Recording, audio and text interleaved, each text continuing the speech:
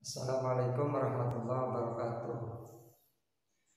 Alhamdulillah, kita bertemu kembali di channel Aida. Pada video kesempatan kali ini saya akan memberikan tutorial atau pembelajaran tentang instalasi listrik yang ada di rumah kita. Saya akan memberikan pembelajaran dari nol sampai kalian atau rekan-rekan bisa, dengan syarat kalian harus menonton video saya dari awal hingga episode-episode berikutnya sampai selesai. Mungkin bagi sebagian orang listrik menjadi hal yang berbahaya. Memang berbahaya jika kita tidak tahu alur sistem dari listrik tersebut. Listrik yang ada di rumah kita itu ada yang pakai KWH biasa meteran, dan sekarang kebanyakan sudah pakai pulsa.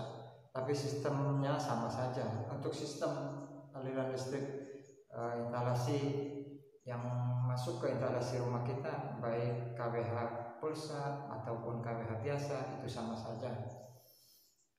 Yang selanjutnya, listrik yang ada di rumah kita itu yang pertama kan dari tiang, lanjut sebagai pengantarnya ada kabel SR yang hitam 2, itu dari kabel SR atau kabel saluran rendah masuk ke KWH, dan dari KWH itu ada NCB.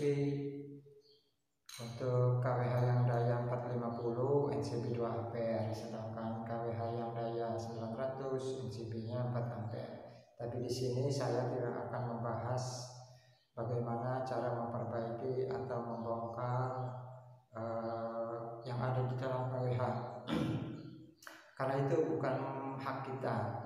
Jadi saya tekankan sekali lagi, jika ada kerusakan di sekitar KWH, untuk melapor ke kantor PLN terdekat atau ke petugas PLN atau petugas pelayanan teknik PLN. Apabila kita menyuruh orang di luar itu,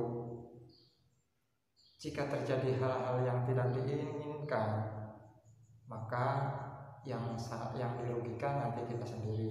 Karena di dalam KWH itu ada segel, dan apabila segel dibuka itu kita akan kena denda atau alias kena opal. Apa opal? Opal itu adalah operasi penertiban aliran listrik. Nanti yang rugi siapa? Yang malu siapa? Ya kita yang punya rumah. Jadi di sini saya tidak akan membahas dan tidak akan memberikan pembelajaran tentang NCB yang di dalam KWH dan terminal atau memperbaiki KWH. Saya hanya akan memberikan tutorial tentang instalasi listrik yang ada di rumah kita. Semuanya sama, baik KWH biasa atau KWH pulsa. Yang keluar dari KWH itu masuk ke Poxycreen. Untuk Poxycreen sekarang kebanyakan sudah diganti dengan NCB atau pembatas dengan daya yang 10 ampere atau lebih. Untuk efektivitas dan efisiensi NCB atau Poxycreen yang diganti NCB itu adalah: 1. Apabila terjadi konsleting listrik, maka NCB tersebut akan turun atau off secara sendiri. Beda dengan yang masih pakai Poxycreen, maka sikrimnya akan putus, dan otomatis untuk menghidupkannya kembali kita harus menyambung sikrim tersebut dengan kabel rambut atau kabel serabut lah.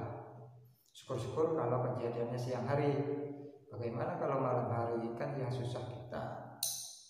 Itu kelebihan dan kekurangan dari NCB dan yang masih memakai Poxycreen.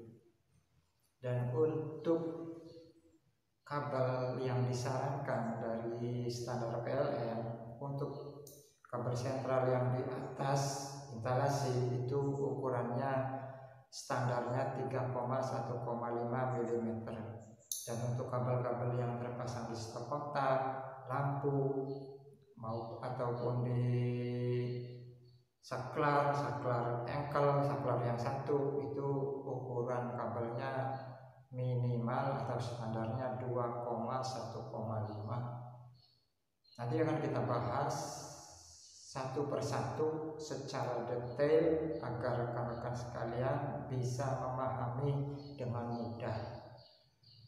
Saya harap dengan adanya tutorial ini rekan-rekan sekalian nanti jadi paham atau mengerti, oh ternyata listrik ini setrumnya ini, groundnya ini, netralnya ini. Tapi yang saya sarankan apabila kita memperbaiki listrik, sebaiknya dipadamkan dulu aliran listriknya atau dimatikan, bisa dari sikring yang ada di box NCB, box sikring kita copot, atau bisa cara kita matikan atau kita off kan NCB yang ada di KWH, kecuali jika kita sudah mahir. Itu perbaikan yang bisa kita lakukan.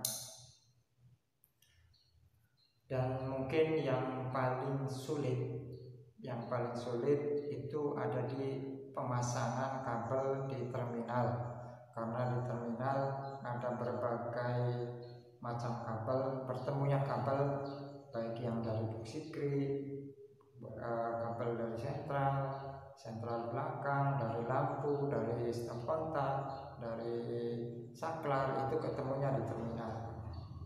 Jadi jika kita salah menyambung salah satu kabel yang ada di terminal, maka otomatis akan terjadi konsleting listrik.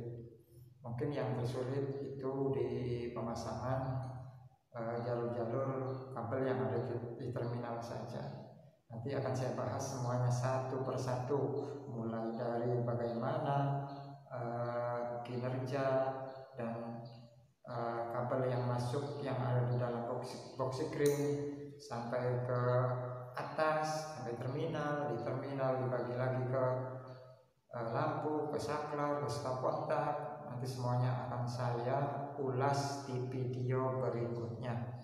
Jadi pada video kali ini saya hanya akan memberikan penghantar saja atau mukadimah tentang video tutorial saya ini, dan untuk prakteknya nanti akan ada di video episode selanjutnya. Mungkin hanya itu yang bisa saya sampaikan pada video kali ini. Jangan lupa untuk menonton video berikutnya tentang pembelajaran instalasi listrik rumah dasar ini di video selanjutnya. Mungkin hanya itu video saya. Wabillahi taufiq wal hidayah. Assalamualaikum warahmatullahi wabarakatuh.